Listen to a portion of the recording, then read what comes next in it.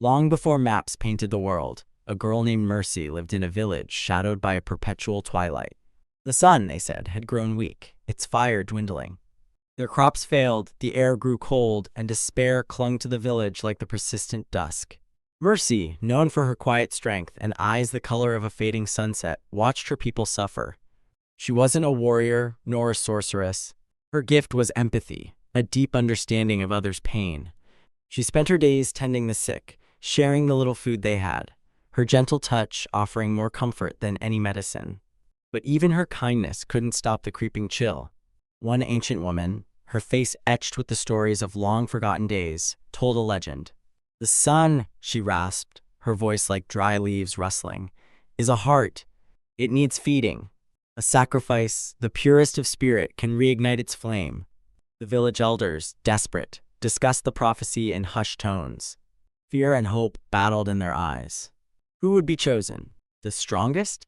The bravest? Mercy listened, her heart pounding. She knew, with a certainty that settled deep in her bones, what she had to do. That night, under the dim, starlit sky, Mercy climbed the highest mountain, its peak piercing the veil of twilight. She carried no weapons, no offerings, only the unwavering resolve in her heart. At the summit, a swirling vortex of stardust painted the sky, the pathway to the ailing sun. The villagers watched from below, tiny figures silhouetted against the faint horizon. They didn't know what Mercy intended. They only saw a solitary figure ascending into the fading light. As Mercy approached the vortex, a voice, ancient and powerful, echoed around her. "Why have you come, child of twilight?" Mercy, though small in stature, stood tall. Her voice, though soft, resonated with conviction. "Your light is fading," she said. "My people are suffering. I offer myself not as a sacrifice of blood, but of spirit. Take my empathy, my ability to feel the pain of others. Let it fuel your heart." The voice was silent for a moment, a silence that stretched on like an eternity. Then, a warmth, gentle at first, enveloped Mercy. It wasn't the burning heat of fire, but a comforting resonance, an understanding. It felt like being seen, truly seen, for the first time. Mercy closed her eyes. She felt her empathy, the core of her being, begin to flow outwards, towards the vortex, towards the fading sun.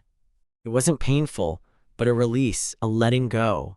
She felt the weight of the village's despair lift from her shoulders, carried away on the stardust wind.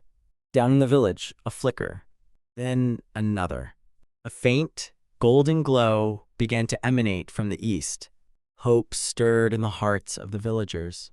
As Mercy's empathy flowed into the sun, it changed. It wasn't just a ball of fire anymore. It became a beacon of understanding, a source of warmth that touched not just their bodies, but their souls. The sun now felt their joy, their sorrow, their hopes, their fears. The process was slow, a gradual infusion of Mercy's essence. The light grew stronger, chasing away the perpetual twilight. The air warmed, the frozen earth began to thaw. But Mercy was changing too. Her physical form began to dissipate, becoming one with the light she was feeding. She wasn't dying, not in the way of the flesh. She was transforming. Her compassion was becoming the sun's very core. Finally, the sun blazed in the sky, a glorious, life-giving force. But it was different. It wasn't just about warmth and light. It was about connection. When the sun shone on their faces, the villagers felt a profound sense of peace, of being understood. Mercy was gone, but she was everywhere. She was the warmth that nurtured their crops, the light that guided their steps, the understanding that eased their burdens.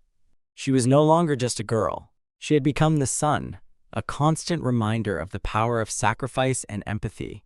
And so, the world knew light again, not just the harsh glare of a star, but the gentle embrace of a heart that understood.